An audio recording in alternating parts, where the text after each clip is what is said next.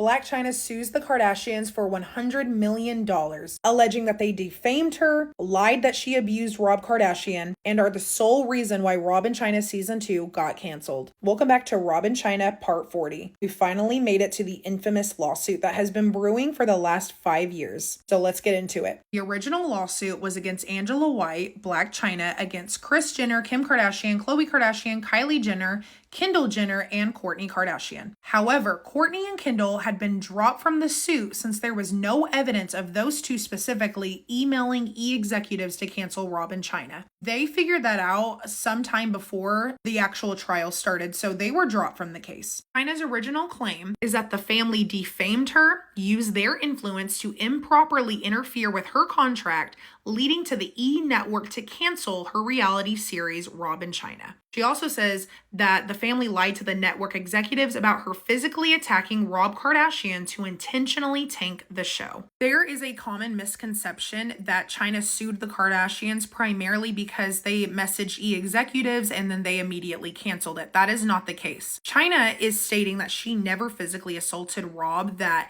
the Kardashians lied and told that to executives in order to influence the show getting canceled. Just to clarify, because I wasn't aware of that. Moving right along, these are the official court documents from Chyna's lawyer. They're public, anybody can look at them. And they go through every single thing that we've already talked about. The 2016 social media hacking after they got into a fight where Rob allegedly pushed down Chyna when Chyna had to message her nanny and say, he hit me, like, come help. The video that she recorded when this was going on, which we don't have that video, but anyway, Rob texting that he's threatening to himself, all this shit. We've already covered it, so I'm not going to spend too much time talking about it. Instead, what I'm going to talk about next is the Kardashians explaining to the public that they are getting sued by Chyna, and they say so on season 2 of The Kardashians. Then we're going to get into the findings of the case. Hi, and this is Skin right now. I'm here with Kourtney and Khloe, and we are just wondering, whatever happened to the part of the case where she had to give her records? The mother of my brother's daughter is suing me, Kylie, Kimberly, and my mom for defamation and interference with the contract, and the trial starts next week. She is saying that the Rob and Chyna show didn't get a second season because we interfered with it, not because they weren't in a relationship anymore. She started to give records. Is that going to be, like, sufficient enough? We made a motion.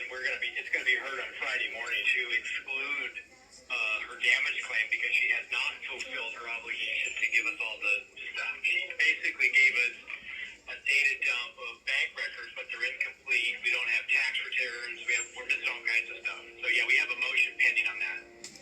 So my question is, if she didn't fulfill her end of the bargain, if she doesn't fulfill her end of the bargain, why would we have to go forward with the case? So what's the point? So my question is, if she didn't fulfill her end of the bargain, if she doesn't fulfill her end of the bargain, why would we have to go forward? Because she could still go through with the claim of that who's right and who's wrong, but then no damages. So what's the point? Yeah, she could claim what are called nominal damages. She could say, well, $1. I want the trial to go forward and show that I was right, and she gets $1. Defamation cases, there's oftentimes people will sue and they seek to recover $1 because they're trying to make a point. So yeah, it wouldn't end the case per se, but it would take a lot of the sting out of it. Yeah.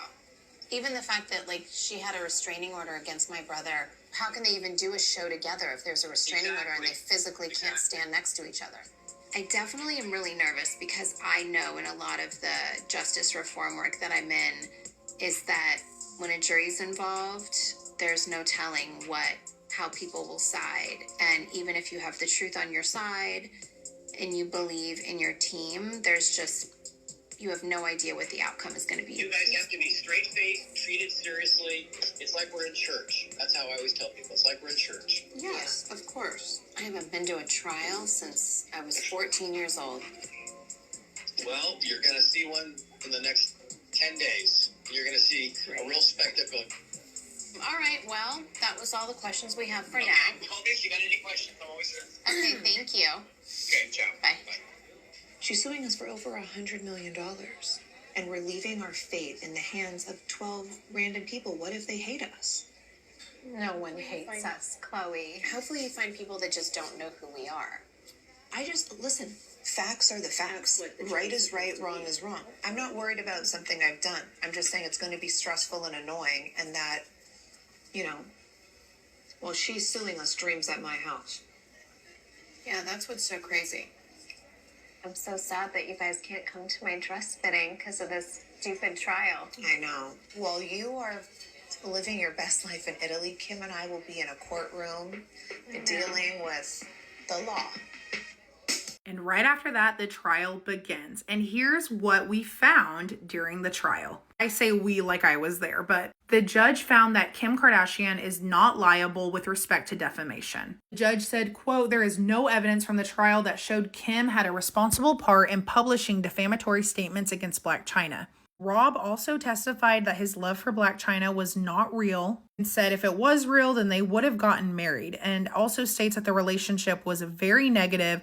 Rob said he tried to make their romance work but didn't marry her because I wouldn't do that to my daughter. Then we hear Rob's side of the alleged fight. I don't think there's any new information here, but just in case, it just says that Chyna landed several blows to his face, all over his body, using a metal rod. He said he pulled back because he was not going to fight a woman, and he said that that night was the end of their relationship. Rob said, too, because of that incident, he hired a full-time armed security guard in order to protect his family, himself, and specifically his daughter, Dream, after Chyna allegedly put a gun to his head. Chyna said in court that she did pick up the unloaded from the nightstand, but did not point it at Rob, which we've talked about. During the closing arguments, Chyna's lawyer alleged that the Kardashians defamed Chyna based on false claims of physical abuse. And Kim and Khloe denied that they had the power to end Rob and Chyna. They did not say that they didn't, reach out to executives, because they definitely did, but they said it doesn't really matter how strongly they feel because it doesn't mean that the network is 100% going to listen to them. Then Chyna's lawyers presented an alleged 2017 text conversation between Kim and the producers.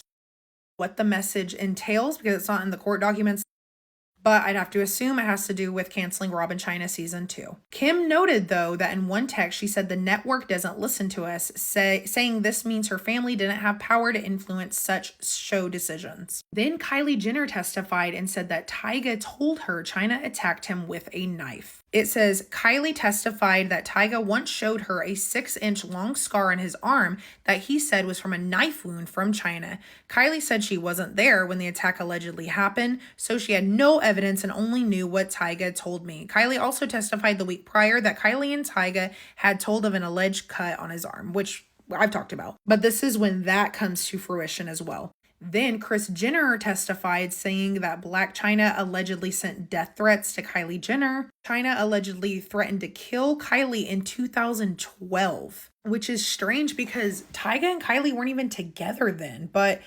anyway, Chyna's lawyer first asked Kris if Chyna had once allegedly threatened to kill Kylie.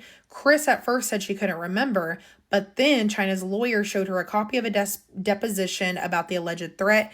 Kris says she stands by what she said at the time. Kris said she didn't have any proof of the alleged incident and only recalled what Tyga and Kylie told me. Then Kylie Jenner backs up the claim and said that she once woke up to threatening texts from Chyna, including the devil emoji, but she said that she didn't take the threat seriously and did not report it to police. Then this part is crazy. But apparently Kris Jenner told the network to, quote, ditch the bitch, meaning Blac Chyna. Kris allegedly sent text messages to whoever was in charge of running the show for Rob and Chyna right after they got in their December 2016 fight, and Kris allegedly called Chyna stupid, accused her of being drunk for 3 days, describing her as really ghetto, and suggesting that they should ditch the bitch. And Kris Jenner actually addresses the ditch the bitch text. She says that she was very angry, very upset, and very disappointed, and that it wasn't her proudest moment, and she feels bad about it now. But it was how I felt at the time. And she added, it's just really not the way I like to talk about people. Then the Kardashians' lawyer pulls out a bunch of texts of Chyna calling Rob a fat bitch,